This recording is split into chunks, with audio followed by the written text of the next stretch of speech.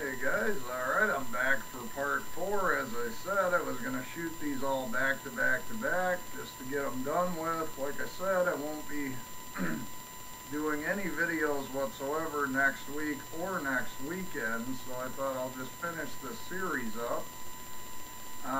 Like I said in all the other ones, this is a video response to Miss Poppy 90. I will be leaving her link in the description box as I've been doing all along, so please check out her great collection and her channel.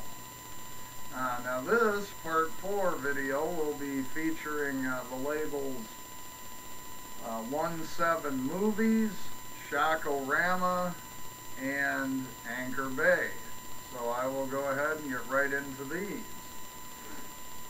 The first few titles will be the 1-7 Movies, and the first one is a Mondo film that I have not watched yet, called The Real Cannibal Holocaust from 1976.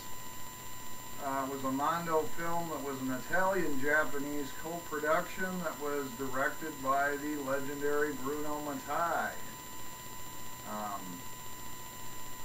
Kind of a Mondo film that deals with some of the real cannibal tribes in Papua New Guinea.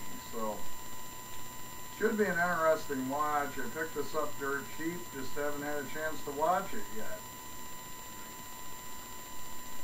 The next one is one I have reviewed in the past. Again, another 1-7 Movies release, and this is Exotic Malice. 1980 film by Joe D'Amato, which is at least listed here as the first hardcore pornographic effort ever to come out of Italy. And it's actually not a bad film. If you want to know more about it, please check out my review I've done on this film already.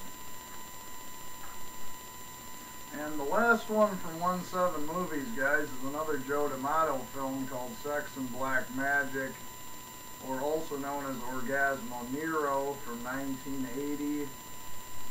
Does feature some hardcore scenes, but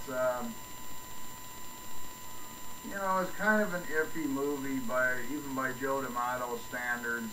It wasn't bad. It does feature Susan Scott, aka Niv Navarro, features as the lead in this, and she actually did a lot of really classy giallos, so it was kind of interesting to see her in kind of a schlocky type film such as this. Worth a go though. The next two films, guys, are from the Rama label, which is admittedly pretty terrible, pretty awful transfers. But the first two is a double pack featuring White Slave, which was better known as Amazonia, the Catherine Miles story, which was a 1986 jungle cannibal film. It's not bad, but it was clearly the genre was dying out at that point, so it's nowhere near as good as some of the earlier films. And then one I actually enjoyed more, although the transfer on this is absolutely miserable, is the 76 film Caligula Reincarnated as Hitler, which again is better known as Gestapo's Last Orgy. It's actually got some pretty nasty scenes in it. It's pretty violent, pretty sleazy. Both of them are sleazy. Both films worth looking out for, but the transfers on this particular set are not very good. The only other Rama I have is a Bruno Mattei Woman in Prison film from 1983 featuring Laura Gemser, called Women's Prison Massacre. It has been ages, guys, since I've watched this, so I can't really give you a lot of specifics. It's Bruno Mattei, so it's pretty schlocky. It does have Laura Gemser, very beautiful, but again, this is that Rama, really crappy transfer. Not a real big fan of this label, but I do have a couple of their titles. And lastly, guys, I'm going to get into my Anchor Bay titles. fantastic label, although they don't, seems like Blue Underground has taken over releasing a lot of the stuff that interests me, frankly, guys. So, one I've kind of gotten away from over the years, but the first one I have is, of course, City of the Living Dead, the sort of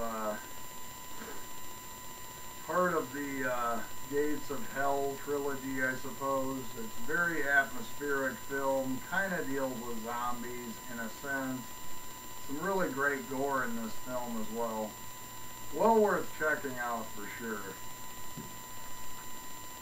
The next one, guys, is kind of a double dip because City of the Living Dead is on here, but I bought this actually because of the Giallo film Don't Torture a Duckling, which is a fantastic Giallo.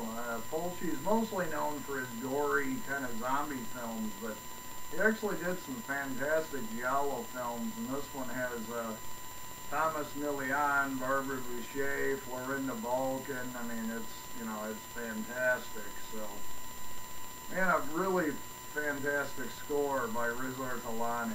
So, Don't Torture a Duckling. Highly recommended. Next up is one I've got to properly watch all the way through. I started it one night and just fell asleep because I was really tired, not because the movie was crappy. But this is the, I think, 1971, yes, 1971 Aldo Lado Giallo film Short Night of Glass Dolls. About a guy who wakes up in a morgue because they think he's dead, and the whole story he's trying to figure out, just what the hell is going on. So it's got a very unique premise, well worth looking into. The next film, guys, needs no introduction at all. It's, of course, Dario Argento's Suspiria. Anybody that really has any Italian films in their collection is going to be showing this film off. It's my favorite Italian film. What can you say? The camera work, the cinematography, the score by Goblin, the use of colors, the atmosphere, it's just fantastic. Of course, the first part of the Mothers trilogy, definitely one to pick up if you're a fan of Italian films in any way, guys. So, Suspiria. The next one is a double pack featuring, in my opinion, two of the best Giallo films ever made, and that is Tenebrae and Deep Red. Both by Dario Argento, both are legendary. They both feature scores by Goblin, and great ones at that. I go back and forth on to which one is better, but all I can say is they're both brilliant and they're both must-owns to have in your collection. The next one, guys, is another Dario Argento film, Opera, also known as Terror at the Opera in the United Kingdom. Not as good as his early work, for sure, but definitely steps up the brutality a bit over some of his early Giallo films. Has, again, some fantastic camera work by Argento, one of the things he's known for, and has some pretty interesting set pieces. And the use of the Opera House is, of course, a really good location to shoot this type of a film.